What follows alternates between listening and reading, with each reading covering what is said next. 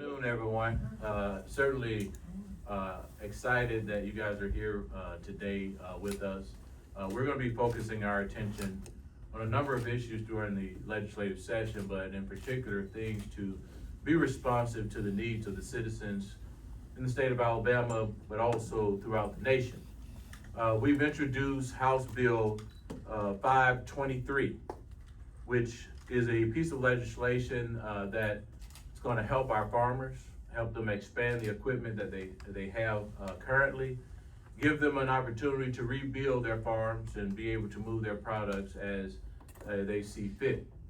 We see across this country that the tariffs and the impact of the tariffs have had on the farm industry. Farmers are not looking for a bailout. They're looking for opportunities to be able to rebuild and to be able to export their products. We saw where the United States Congress at the federal level, they've given $40 billion to Argentina to compete with Alabama farmers and American farmers. Right now, it is extremely difficult for Alabama farmers to be able to sell their products to China. But the first thing that Argentina did when we gave them the bailout, they went and signed an agreement with China. And so we essentially helped our competition compete with us. And right now, farmers all across the state, especially family-owned farms, are struggling to make ends meet. They want to make certain that their products are moving, and we want to make certain that we introduce a package of bills that's going to help our farmers move their products. Here in Alabama and across America, farm bankruptcies have skyrocketed. Economic instability, rising costs, trade wars are making farming unsustainable. And more farmers are struggling to make upgrades that they need to be successful. We're here today to do something about it.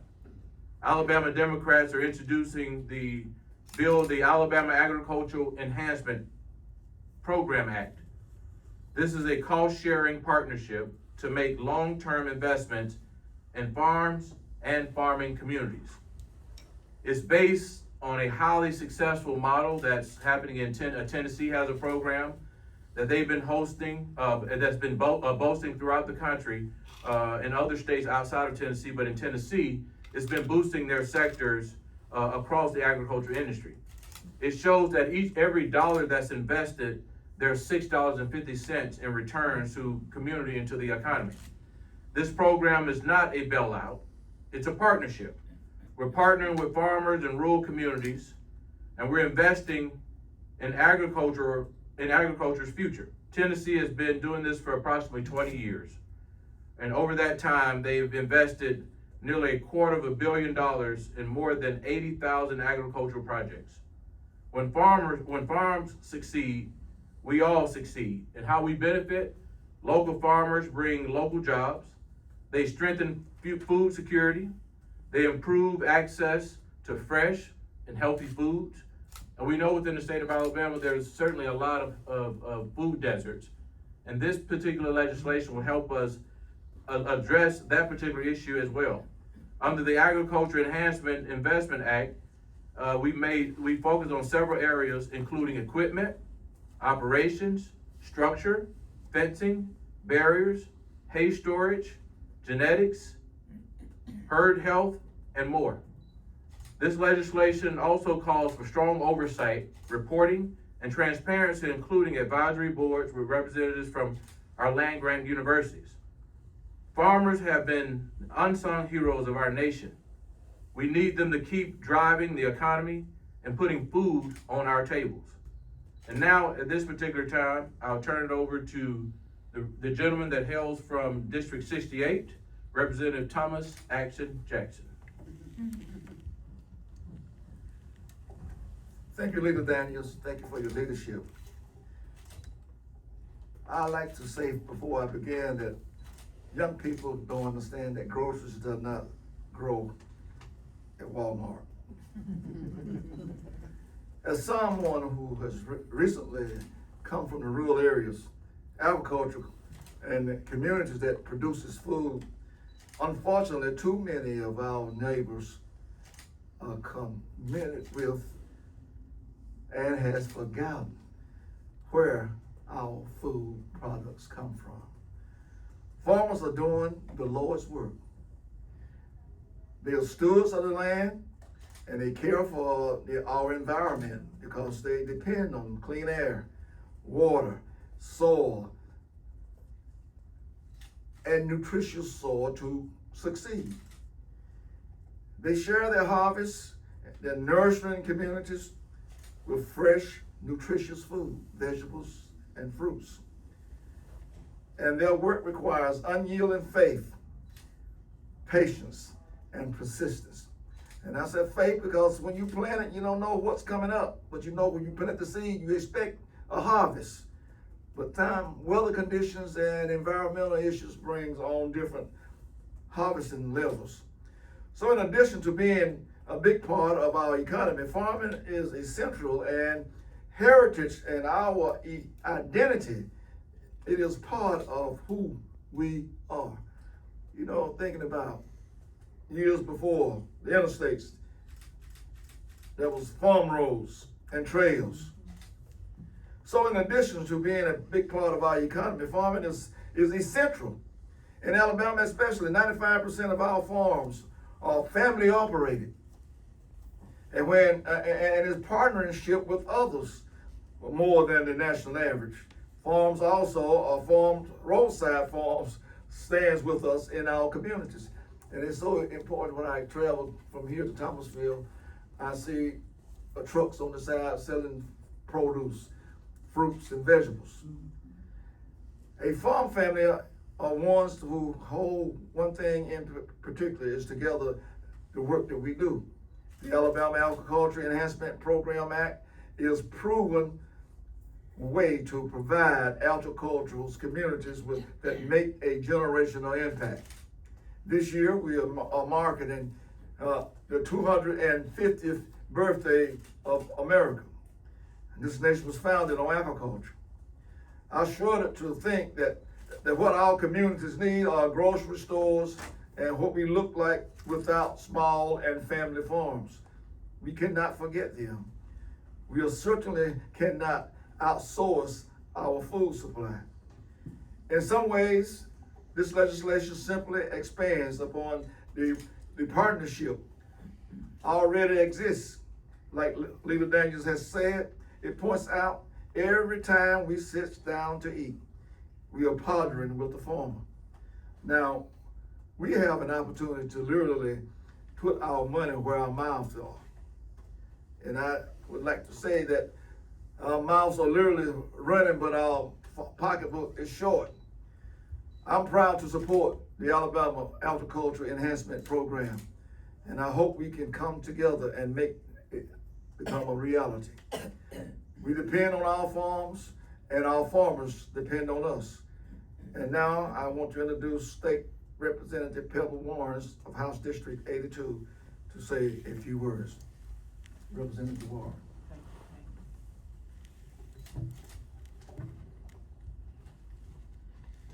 Thank you so much, Representative Jackson, for your hard work on this important piece of legislation that will provide security for our small family farmers and will help keep Alabama's economy healthy and strong. This bill is critically important to the people of my district in Lee and Macon counties, and it would especially have a significant impact on the people of Tuskegee and Tuskegee University, an HBCU with its long and storied history of promoting innovations in agriculture and farming. As of the 2022 USDA Census of Agriculture, there are 357 farms in Lee County, Alabama. These farms cover 73,524 acres of land, with an average farm size of 206 acres. The total market value of products sold from these farms is approximately $50.2 million. Similarly, in Macon County, there are 322 farms, and they cover 1,115,773 acres of land, with an average farm size of 360 acres. The agricultural sector in this county is heavily focused on crops, which account for 91% of their sales. So you can see why this bill is so important to the small family farmers in my district, who have seen the cost of everything rise. In fact, Trump tariffs on steel, alumina, and other materials have increased prices for farming equipment, chemicals, and fertilizers. The combination of rising costs and lower revenue from exports has caused and continues to cause significant economic pressure on Alabama farmers, contributing to a 25% decrease in income for small farmers since 2022. As you can see, they need financial stability, and this bill will really make that possible. So again, let me thank you for bringing this bill. We need to do everything in our power to help our small family farms to not just survive, but to thrive. Thank you, and I'd like now to introduce Representative Kelvin Lawrence from House District 69.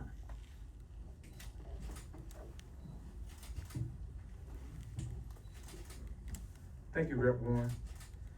Just like my colleagues, most of the district I represent is rural, and the small family farms I represent are the backbone of our communities and our economies, especially in Autauga, Lowndes, Montgomery, and Wilcox counties. In Alabama, our agriculture and forestry industries constitute a major economic engine, contributing approximately $77.3 billion to the state's economy annually. The sector supports over 40,000 farmers and 273,000 jobs. However, the Southeast region, which includes Alabama, experienced 55% increase in Chapter 12 farm bankruptcies in 2024, a trend that has continued throughout 2025 into 2026. In fact, from 2017 to 2022, Alabama lost 8% of its family farms due to global economic volatility and chaotic trade policies. We simply can't let this continue. We must create a stable economic environment in which our hardworking families do not just get by, but they get ahead. And they are able to invest and to grow their businesses for the next generation. Let's face it though, in recent years, farmers have had it rough, to say the least, especially our soybean farmers. Yet even under the worst of conditions, hardworking family farmers do everything to keep their farms producing as they have for generations. It reminds me of what Will Rogers once said, that the farmer has to be an optimist or he wouldn't still be a farmer. But optimism doesn't pay the bills at the feed and seed or for tariffs that change every other day. That's why this bill is so important. The Alabama Agriculture Enhancement Program will help our struggling farmers weather financial uncertainties and prevent more small family farms from going into bankrupt. Even better, this bill will also help farmers upgrade and maintain equipment so that they can use the latest technologies to maximize not only their yields, but also their incomes. When we begin this legislative session, we made one point very clear, that improving affordability was the top priority for House Democrats. The Alabama Agriculture Enhancement Program will help bring financial security and improve affordability for all Alabama farmers.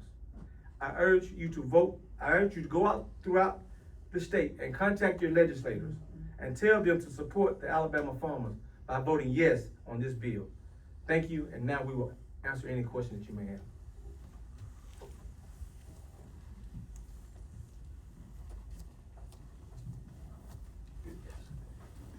We've already heard some, earlier this week we heard some feedback from Democrats on how the calendar is created. So what are your hopes of getting this bill through committee on the calendar and passed Well, going forward? We're certainly gonna have some conversations about the importance of this bill and make certain that this bill is vetted. We're working with outside partners as well, that's have a presence in the State House. And so we hope to be able to have these conversations at a broader level, because I think that at the end of the day, we continue to see food prices increase, and Alabama families are not going to stand by while the prices continue to increase. And our solution has been to cut the grocery tax. Well, when prices, every time you cut the grocery taxes and prices increase 20 cents and you cut it 1 cent, it's not necessarily making it affordable for Alabama families. And so we wanna address the real problem here. Not the manufacturing issues, not the talking points that we're hearing from Washington DC, but we're interested in having a solution for the problems that exist within the state of Alabama. No matter where you go throughout the state of Alabama, you hear farmers talking about the difficulty that they're having. And for us, we wanna make certain that our farmers feel that they have a voice in Montgomery. And we hope that this becomes a bipartisan issue, because at the end of the day, food and growth is everyone's issue, not R&D's. Mr. Leader, Alabama is known as being a military state, military-friendly state, and also an agricultural-friendly state as well. Why has that seemed to have been overlooked with all the tariffs that are being placed? Because you have those who deal with the producing of the food, the farming of the food, and those who also deal with buying the food to make sure their families have something to eat. You would think that, you know, that message would have come across that you have to take care of your farmers and your farms to make sure the people and the state, from an agricultural standpoint, is well taken care of. Well, the only thing that seems to be focused on at the federal level is talk, a lot of talk. When, you know, I was always taught to deal with a person based upon what they do, not what they say. We've not seen any legislation that have actually benefited the state of Alabama or any other state in the country. We've done more internationally and made more investments internationally than other folks in the economy than we have our own within this country. And so for me, I don't know the answers to that. I think that that's something that our federal representatives have to deal with, but we cannot sit by and wait for Superman or Superwoman. We have to deal with the Alabama problem in the Alabama legislature. Yes. About 8 years ago, a modest row crop tractor cost about $78,000. Same tractor today with the tariffs and inflation and everything else is about $155,000. As our farmers' equipment ages out and wears out,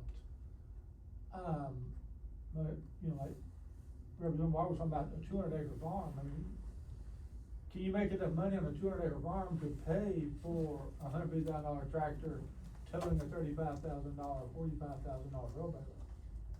Much less $1 million combine. Well, you're absolutely correct. And I think that we've been waiting for a solution to come from the federal level, and it hadn't made it to us yet. In fact, if you look at it from a healthcare standpoint, the $203 million is really a region of hospitals. It's not even the entire state. And so we've been tricked by the federal level about the investments that they're gonna make back into the states, when now they've added an additional layer to the dollars that are sent down, to where you have to get permission from the federal government to then spend the dollars and approval from the federal government before spending the dollars back in your state. And so I think that for us, there is a package of bills that we're introducing around agriculture that'll address agriculture and affordability in general. You can look at the cattle industry. The cattle industry is struggling. And so it's not just local farmers that are dealing with crops. It's also your agriculture extends on to the cattle industry and other industries that are food producers in general. And so we're looking to engage our 1890 schools, universities that focus a lot on agriculture. We're looking to engage them, implementation, integrating some technology from places like Hudson Alpha, who has a presence and doing more in agriculture as well. And so there are a number of pieces of legislation that we'll introduce to address that issue. But you're absolutely right. that, you know, it's unaffordable. I mean, not just the farmer, it's the average person. You look at the cost of any vehicle or a house or any product right now. Tariffs have had a significant impact, and I don't see any type of relief in sight. And so it has to be a state solution, and we have to push back on a lot of the policies that are going from the federal level, or the lack thereof policies to really help to do something about it. We're spending more dollars, like I said, out of our country for the industries that have been the backbone of our country. It's almost like, you know, we're just totally ignoring the needs of people. And Alabama is one of the biggest agriculture states. And that's why, you know, when, at the time, the Ag Commissioner, Ron Sparks, he brought about a lot of partnerships with Cuba and other places. And then I think that continued on with some of the previous commissioners that came after him. But we owe a debt of gratitude to folks like Ron Sparks. And so I think for us to be able to listen to those that have done it before, even in difficult times, we have to listen to them and get guidance instead of just ignoring the issue and hoping it gets better. Can I add to that? Yes, sir. The need for this bill is important because it was set up an advisory board that it would enhance our farmers where they can supplement through the state treasury, and they apply for funding that they could assist with their equipment that has broken down. And this how the state and the farmer could be partners together so they don't have to carry that burden alone. And that's why the need is for this 523 is to be moved rapidly so we can get some results of it during this session, that we can get this bill out of House and in the Senate and on the desk of the governor.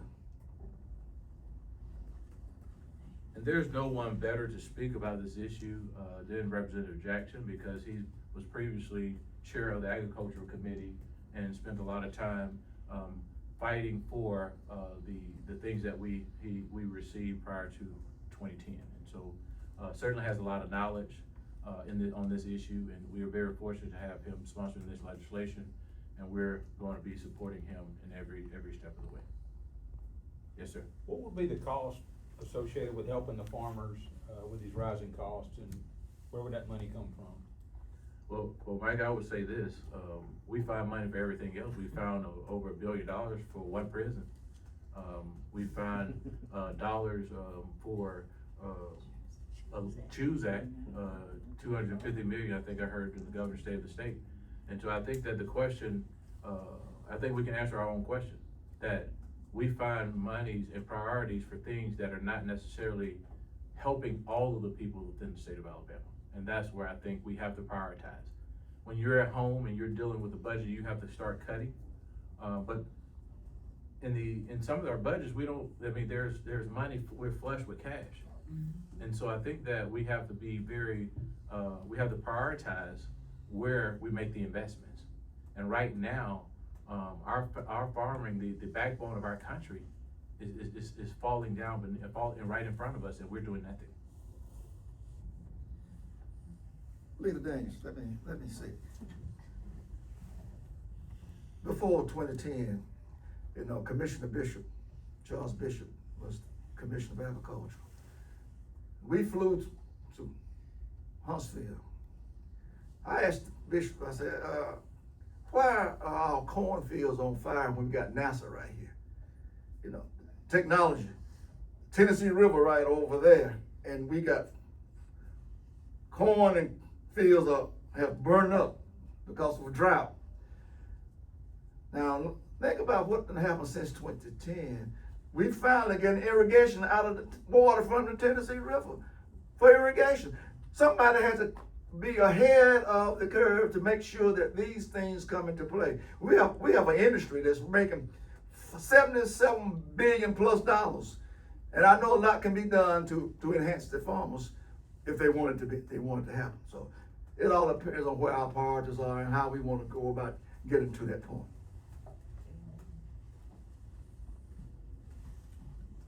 Thank y'all.